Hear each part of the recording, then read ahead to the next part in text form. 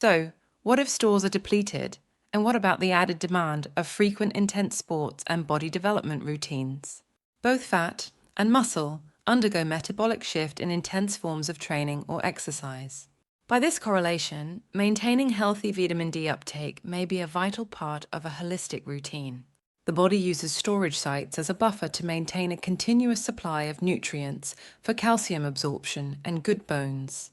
According to Wyszynski and others 2019, vitamin D insufficiency seems to be a very prominent problem amongst athletes and the general population. Vitamin D insufficiency significantly may vary by latitude. Also, it may be higher during winter and at the beginning of the spring season, and for those athletes doing indoor sport activities. At levels below 40 to 50 nanograms per milliliter, the body diverts most or all of the ingested or sun-derived vitamin D to immediate metabolic needs, signifying chronic substrate starvation. Their observations suggest in athletes vitamin D levels of 100 nanomoles per liter concentration, the muscle and fat starts to store vitamin D for future use.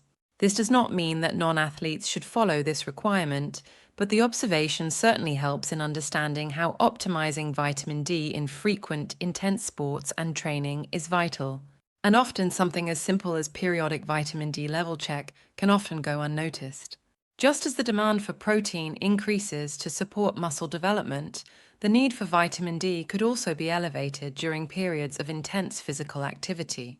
When training intensifies, the body may deplete its stores of vitamin D, as well as circulating levels, particularly since these stores are primarily located in fat and muscle, both of which undergo constant change and experience increased demands during such physical activity. If vitamin D is not replenished adequately, this can lead to a potential deficiency.